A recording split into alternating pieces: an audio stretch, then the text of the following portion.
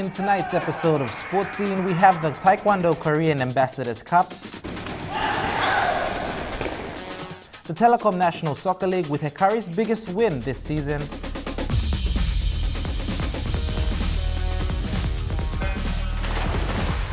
the TNT Short Course Swimming Championships, and the Kumuls jersey launch commemorating 40 years of the national team. Good evening and welcome to tonight's episode of Sports Scene. I'm joined on the panel once again by Jeremy Mogi. Dion, thank you very much. Yeah, as usual, it's been a great sporting week. A lot of stuff have happened. There was the Morbe Open. There was the Morbe Open. It's a lead up to the upcoming SB Export PNG Open, Which will be happening this week. And the competition also attracts overseas golfers, pro golfers. So yeah, they're up here from the Sunshine PGA Tour, Sunshine Coast PGA Tour. And I think there's about just over 50 professional golfers who are here for the 72-hole event. It lasts over 4 days. Last year, I think it was about 300,000 Australian dollars that was up for grabs. Big money up for grabs there. There was the OFC, which saw Auckland FC take out the tournament as Again, just like last year. So they'll now be representing the Oceania region at the Club World Championships. Yes, and one of the players is Papua New Guinean himself, Mr. David Brown. Yes, David Brown is easily one of the most talented players who is Papua New Guinean born.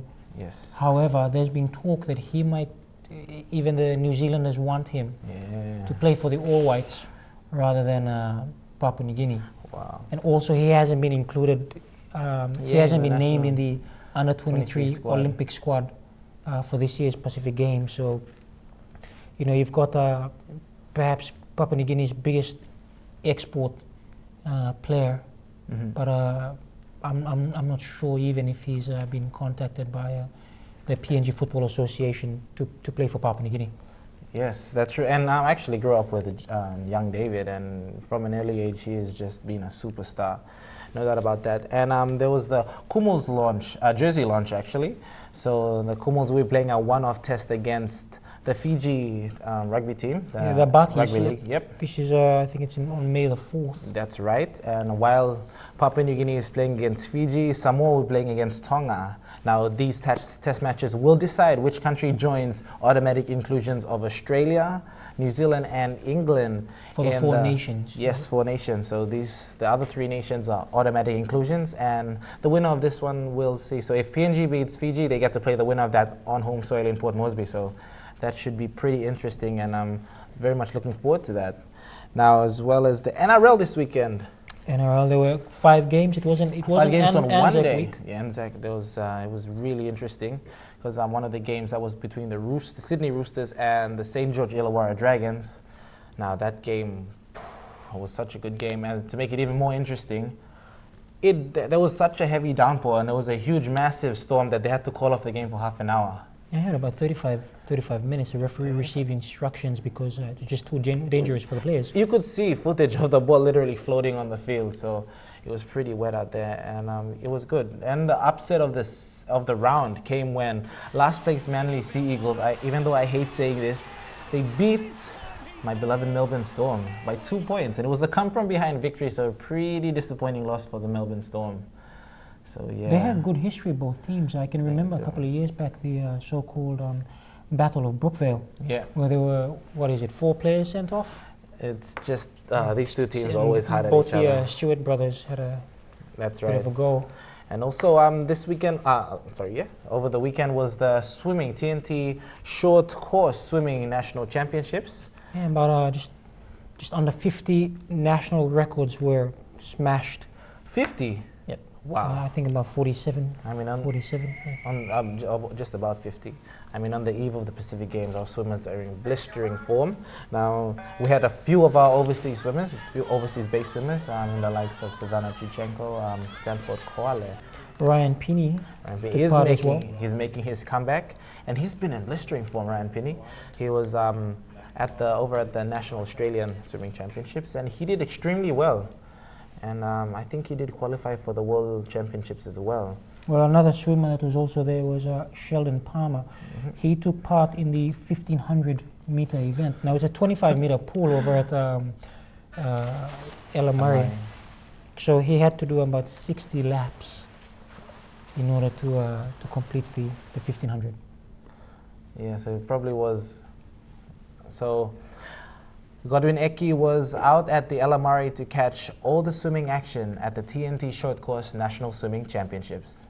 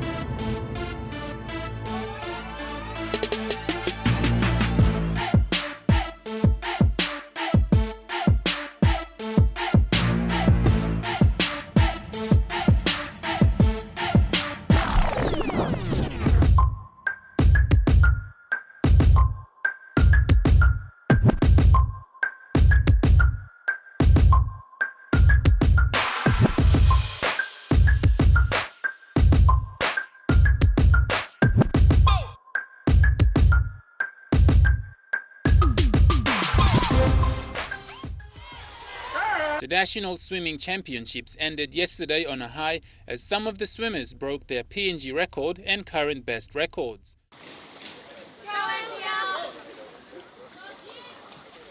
The final run of the tournament saw over 21 heats of each individual medley and group relay. The tournament saw mixed events as juniors and open divisions swam to hit the target times.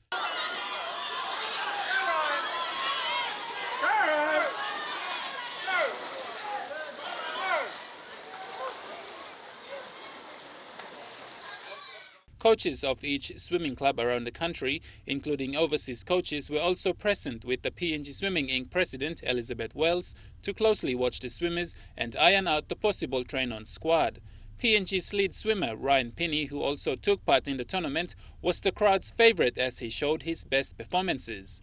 The final run of the tournament saw the last two heats of the men's open division swim in the 1500-meter freestyle, doing up to 60 laps on the 25-meter pool.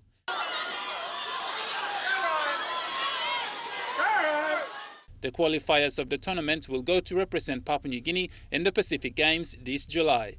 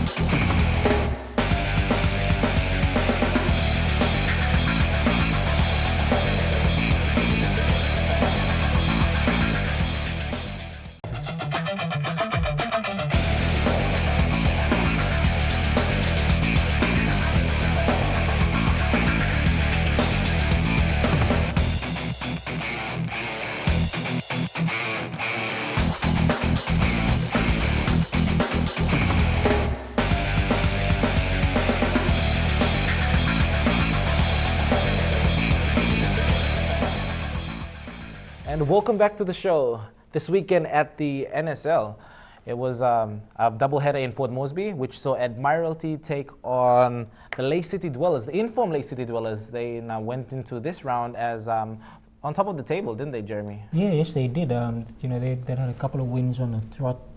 They're also peaking, and I think they were hoping, you know, to continue that extended winning run that they've had for the past three games, I think it is. But Admiralty fought back. They actually opened the scoring before. They did. They did, and they opened the scoring. Lay hits back. Lay takes the lead, and then Admiralty equalized, and almost at once they even could have won this game. Now, do you think there was a bit of bad weather just before halftime, I heard, and do you think that had a bit to play in Leigh City, them drawing off? Not really, no. It was a very good game. Both teams. I was really impressed with how Leigh were playing. They've got such a wonderful style. But then to talk about the weather means to take away credit from Admiralty. Yeah. And they played very, very well as well. I was having a chat with, I think he's the franchise owner, Mr. Kisakyu Postman, and he's really happy with the performance of his boys. So you're saying it was a really evenly matched game? It was a very good game. It was a very, very good entertaining? game. Very entertaining, very entertaining. For their part, Leigh City Dwellers, as you mentioned, went into this game top of the table, 2 points ahead of favorites, I bet. Hekari, favorites, and they took on an Admiralty side who, are currently, I'm looking at the ladder right now, are in 5th place. And this isn't the same Admiralty team that was languishing at the bottom of the table for about 4 or 5 games. They were being discredited. There was a lot of criticism about the team, and then all of a sudden they've started to blend really, really nicely. And at the right time as well. At the right time, Peterson, Elijah, who's up front alongside with Michael Foster and Rodney Mobiha, who's been scoring recently. And so it's a wonderful Admiralty side. Definitely. And Hekari had the biggest win this season in the NSL competition, 8-1. Now Hekari thrashed Medang FC, but Medang FC have been in pretty good form, so it was pretty surprising to hear that Hekari thrashed Medang. Well, before the match, I was reading a couple of reviews. It was said that the match would be much tighter, that Medang were coming in, also in form. A lot of these clubs, especially the top 4, it's Leigh, Port Moresby, Medang, Hekari, Admiralty. They went into this round really in form. So on paper, Medang and Hekari were evenly matched. But then that was based on the previous performances when they played over at the Lai Warren Oval in Medang. It was such a wonderful game. But then this was an Hekari team that have just returned from the UFC, had 2 wins against very strong international opponents. So in general, who was coming in form? That's right. It's a good way to put it, because I didn't really think of it that way. So the Hekari side, when they went in, for the first 10 minutes, it was very evenly matched. And then Tommy Sammy scored. Tommy Sammy, this guy is in blistering form. He got a hat-trick of goals. He got a hat-trick. Well, he opened the scoring. Joachim Moroy scored. Joachim Moroy scored again. Tommy Sammy. So they went into half-time with 2 goals apiece for a 4-0 lead. Now, at the start of the second half, I was thinking, okay, Medang's going to fight back, because they went in on fire. And then Hekari scored again, and again, and again, and again. And Kema Jack missed, I think, 3 blinders before he eventually got his goal. He did get a goal, Kema Jack, the old veteran back in the team. And you were actually commentating, sideline commentating. Yeah, I got a bit bored, so decided to get the mic, because I had nothing else to do except write, because Shane was there covering the entire match. So I decided just to get the microphone, sat on the sidelines, and did a bit of commentary. Good cross, chance now, shot taken. Again, Segum a little bit too hard. Alwyn Comalong isn't really the fastest player in the team, and he'll be disappointed with that ball. He usually prefers, in every game that I've seen him play, he prefers the ball coming to feet all over his jersey.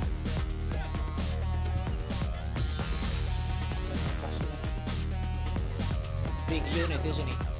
4 option. Tommy Sammy, chance for a hat-trick, and the hat-trick comes.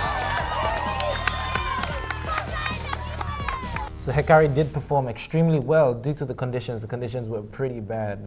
They were. The heavy downpour. After the first game, between Admiralty and Leigh City. Yeah. I went down to the sidelines as well, and we wanted to take footage of the field. Now I asked the referees when they were coming out, because they were checking the condition of the pitch, and they got up and said that as long as the 18 yards, the penalty area, doesn't have water in it, regardless of the rest of the field, they still play. You can still play. And I asked why, and they said no, because if there's a penalty inside the box, the ball has to be on firm ground.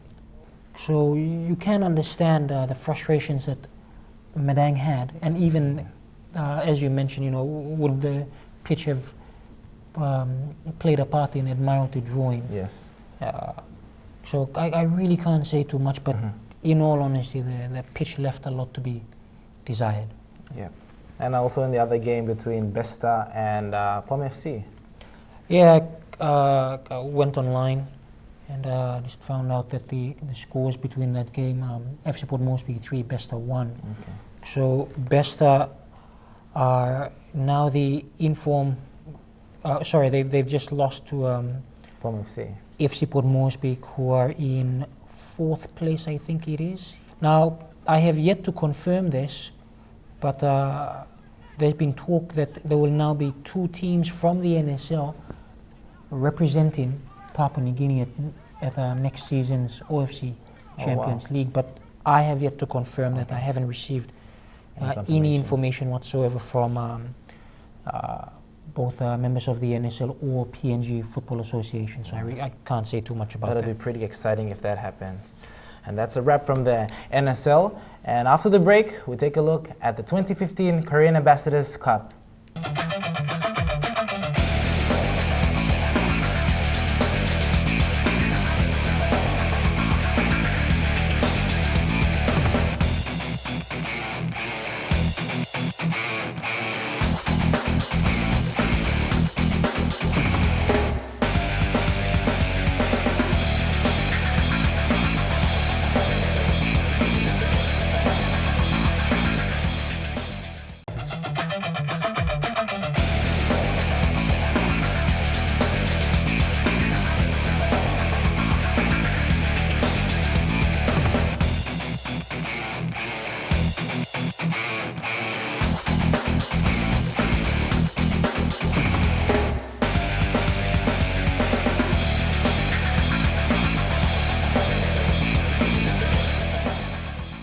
Now we'll jump to Taekwondo. The 2015 Korean Ambassadors Cup was held over the weekend, and I was there. And it was used as the final selection for the national team, Taekwondo team, to the Pacific Games. Now the team has caught up with expert coach Andy Ritten. Yeah, Andy Ritten. This guy is massive. He also brought in a young fighter from New Caledonia. Her name is Vaimiti Duran. I don't speak French, so I hope I got the pronunciation. I heard she almost hit you. Man, this girl, she's 16. She's not very big, but she could kick me in the face. Now, just take a look at some of this footage here. She really should have kicked you in the face. Just look at it. She could almost like knock off my head if she wanted to. But then again, because she's a young girl, I just wanted to take it easy on her. I didn't want to hurt anybody in the process, and because the coach was there, I had a bit of respect for him. I'm kidding. The coach is massive, so if I probably did anything... Andy Ritten isn't the smallest, he isn't a small man. I mean, he's 6'3", I think it is. 6'4" at least, and he is massive. So she actually came up and got a chance to fight against, give our younger fighters, some experience of, international exposure, because she's a fighter herself. Now, also, there was George Towers there. He's a dancer, isn't he? That was one of the most interesting things I saw. Young George Tao. George Tao, now, he's mostly well known in Port Moresby for his dancing. He's been with, I think he's one of the founding members of Tribal Breakers. They're a breakdancing crew, and he was out there. Now, I got to speak with some of the people, some of the fighters that were there, and they mentioned that he's only been to one training session. He's only had one spar. And he went in to the competition and had a fight, and he actually won. Now, it's pretty crazy. He's never actually been in a competition before, one training session, one spot, and the guy goes into the competition and wins. So that's pretty impressive. So well done to you, George. Let's give him a round of applause. I think well we done, should. George. We also have footage of Dion Combang being taught how to do a roundhouse kick, and I was actually, taking it easy on them because I didn't want to embarrass any of them in front of their coaches. So we got. Let's do this. That's all you can do. What? That's it. What? That's disgraceful. we also met up with two of our gold medal hopefuls. That's Teresa Tona. She needs no introduction to the sport of Taekwondo. She's an Olympian. She's represented PNG to at least 2 Olympic Games, and she should do well. And here's what she had to say about her preparation for the 2015 Port Moresby Pacific Games. Yes, I've been competing, so I'm confident. Like here, it will be here and it will be like big. So the pressure is on, but I've got good. I mean, I'm an experienced fighter, so I know my fight. So it depends on how, it depends on the fight that day. Yeah. Are you looking forward to the Pacific Games? I am so looking forward for the Pacific Games, and I want to perform my best because it's here and my family and my country is watching. So. I also managed to catch up with Reina Penny. Now he did extremely well recently over in New Zealand. He actually took gold in the competition there, so he is fired up and ready to go for the 2015 Port Moresby Pacific Games. And here's what he had to say on his preparation for the games. Then, I think we met the level of the other country, so I'm looking forward for the success. Now, I heard that recently you were in New Zealand late last year and you competed in an event and you actually won.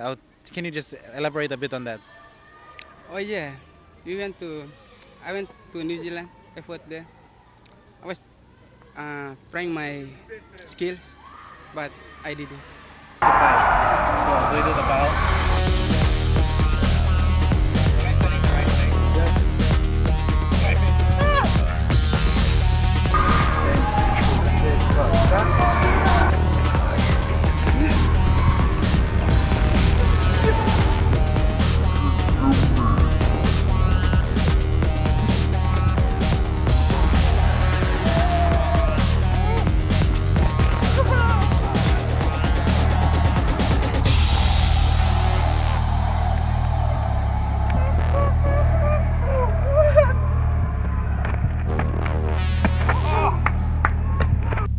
And we've come to the end of the show. Now you can find us on MTV Online, or you can download the MTV app off Play Store.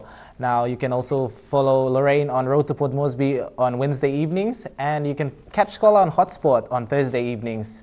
That's all we have for you on tonight's episode of Sports Scene. Thank you very much, Jeremy, for being here once again. Thank you, Dion. It's always fun to be here with you. It's always awesome, and we have a big week of sport next week, so make sure you catch us on next week's episode of Sports Scene. Good night.